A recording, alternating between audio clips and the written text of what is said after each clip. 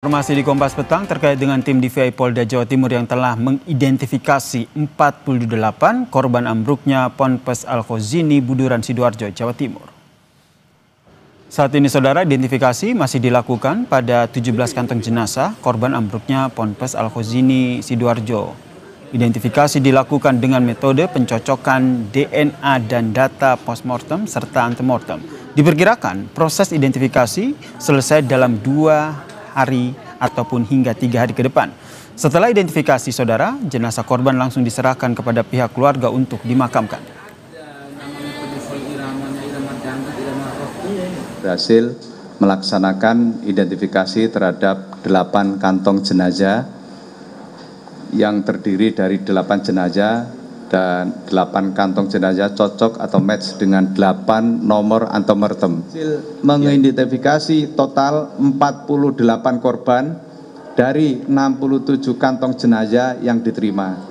Saat ini proses operasi DVI masih berjalan dengan melakukan pendalaman antemortem dan postmortem.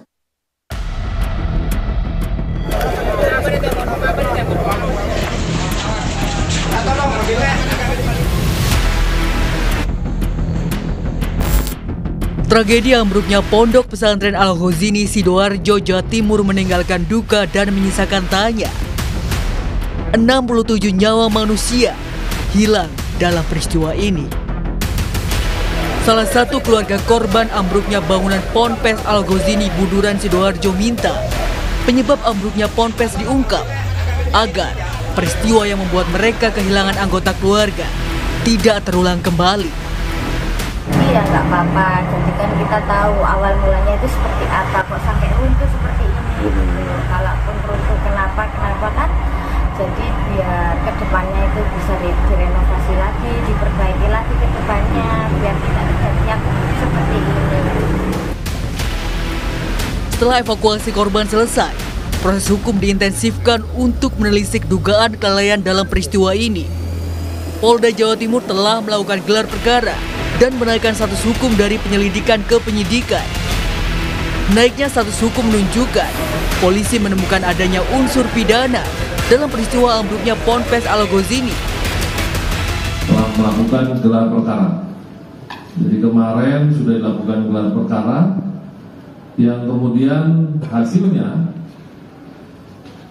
untuk sejak kemarin juga telah dilakukan peningkatan status dari proses penyelidikan menjadi penyidikan. Keterangan ahli yang nantinya menjadi proses keterangan ahli yang menjadi salah satu alat bukti yang dapat digunakan untuk proses pembuktian peristiwa pidana.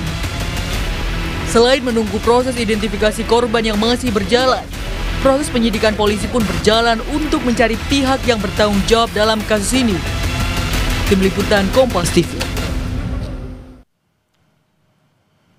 Saudara, polisi telah menaikkan status hukum dan menemukan adanya unsur pidana dalam kasus ambruknya Ponpes Al-Khozini Buduran Sidoarjo, Jawa Timur, saudara. Lalu seperti apa tahapan yang akan berjalan dalam pengusutan kasus ini? Kami membahasnya bersama dengan pengamat hukum pidana Abdul Fikar Fajah Hajar yang telah bergabung bersama kami di Kompas Petang. Selamat petang, Pak Fikar.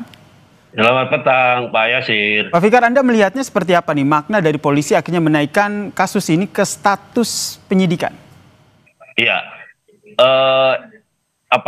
Saya kira ini keyakinan polisi bahwa peristiwa ini bukan semata-mata dilahirkan oleh gejala alam, gitu ya. Artinya bukan karena ada angin ribut atau badai atau apapun yang bersifat alamiah, gitu. Tetapi ini lebih disebabkan oleh robohnya atau ambruknya sebuah bangunan. Dan bangunan itu dibangun oleh ada yang bertanggung jawab, gitu ya, dibangun oleh pihak-pihak, entah itu perusahaan, entah itu korporasi, entah itu perorangan, gitu ya. Jadi ada yang bertanggung jawab terhadap berdirinya bangunan itu. Nah, tentu saja juga tidak sesederhana itu. Maksud saya, sebelum mendirikan bangunan itu juga ada proses administratifnya, ada perizinan bangunan, ada ya ada administrasinya lah untuk bisa sampai kemudian bangunan itu berdiri sebagai satu bangunan. Baik. Dan fungsi dari pemberian izin itu di situ juga sebenarnya melekat pengawasan gitu. Ya, Baik. pengawasan dari pelaksanaan perizinan, begitu. Baik, berarti memang polisi sudah menemukan ada peristiwa hukum di sini termasuk adanya dugaan kelalaian. Jikalau demikian, menurut Anda siapa saja yang berpotensi nantinya akan diperiksa oleh polisi untuk mengungkap kasus ini? Iya, saya kira yang pertama pasti pemilik bangunannya, gitu ya. Pemilik bangunannya. Polisi mengejar atau mencari informasi sampai siapa sebenarnya yang bertanggung jawab terhadap pembangunan gedung itu, gitu ya. Kalau si penerima ya karena dia bukan ahli bangunan, mungkin ketika menerima ada surat serah terima dia tanda tangan saja gitu ya. Cuma pengecekannya, pengawasan segala macam. Nah, dia kan tidak menguasai area itu gitu. Dia umpamanya pengalihan ya dia tanda tangan. Nah, tetapi ada pihak ya terutama itu tadi yang menyerahkan, kemudian pihak pengawas juga. Artinya mestinya kalau menurut saya ada negara juga, pemerintah juga ya, atau pemerintah daerah umpamanya yang terlibat baik dalam proses pembangunan maupun juga penyerahan gitu, sampai dengan penyerahan. Karena bangunan itu berdiri tidak semata-mata main bangun aja, tapi ada izin, ada perizinannya gitu. Ya, walaupun pada prakteknya umpamanya lebih dulu bangunan jauh berdiri baru izinnya keluar gitu ya. Berarti menurut Anda ya, berarti menurut Anda Pak Fikar, ini tidak hanya satu pihak, tapi kalau kita lihat seperti yang tadi Anda sampaikan, ada dugaan kelalaian pada saat proses pengawasan, proses tender awalnya, pembuatan awal sampai proses pembangunan ini ya. Betul. Jadi mungkin kalau proses tender mungkin tidak bisa ditarik ya. Tetapi ketika sudah terjadi siapa yang bertanggung jawab dalam pembangunan ini ya, tendernya sudah selesai dan siapa yang bertanggung jawab, nah mulai dari situ ya.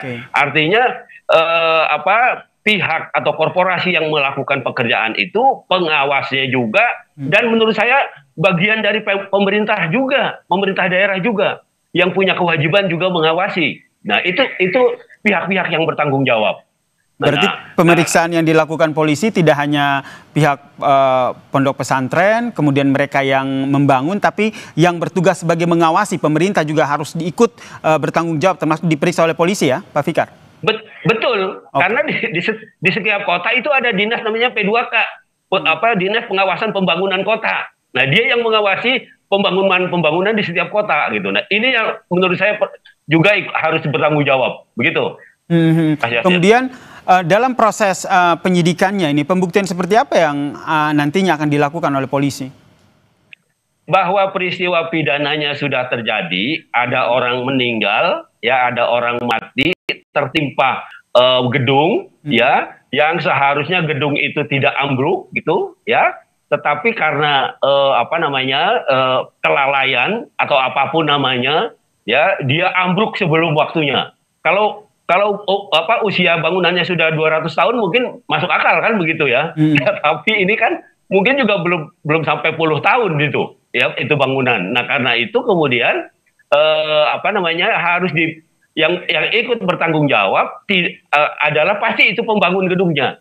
Ya, pembangun gedungnya sekali juga pihak pengawasnya gitu. Dalam hal ini adalah pemerintah daerah gitu. Karena bagaimanapun juga perizinan itu dikeluarkan oleh mereka, sekaligus di dalam perizinan itu melekat pengawasan gitu. Nah, karena itu setiap berdirinya sebuah bangunan, Pemda itu tidak bisa lepas tangan juga karena mereka yang memberikan izin. Nah, kecuali memang bangunan itu tidak ada izinnya. Ya, artinya itu di luar tanggung jawab Pemda, begitu. Oke, sehingga Anda juga mendorong agar pihak tersebut juga harus diperiksa oleh polisi, begitu. Ini peristiwa atensinya sangat besar, begitu. Menurut Anda dari sisi hukum sendiri, dampaknya terhadap pengusutan kasus ini bagaimana? Saya kira ini pelajaran yang bagus ya bagi Pemda, bagi kelompok-kelompok masyarakat yang bergerak di bidang pendidikan yang membutuhkan bangunan, ya. istilah intinya adalah pada aktivitas pembangunan ya di bidang apapun gitu. Ya, jadi memang diperlukan tidak hanya perizinan dalam pengertian administratif izinnya keluar, kemudian tidak ada pengawasan pembangunannya, ya pengawasan dalam pengertian materialnya, jenis-jenis material yang dipakai, volumenya dan sebagainya. Nah, itu semua menjadi peristiwa ini mengajarkan kepada kita itu harus diperhatikan semua gitu. Karena ternyata kan tidak ada sebab yang lain di luar gedung kan, tidak ada angin ribut, tidak ada bencana alam dan tidak ada apa-apa kan, tiba-tiba dia rubuh kan gitu. Nah, artinya sepenuhnya itu pada kekuatan bangunan, begitu. Baik, sehingga polisi menemukan unsur pidana ya dalam kasus ambruknya Ponpes ini. Terima kasih pengamat hukum pidana dari Universitas Trisakti Abdul Fikar Hajar telah bergabung bersama kami di Kompas Petang. Salam sehat. Oke.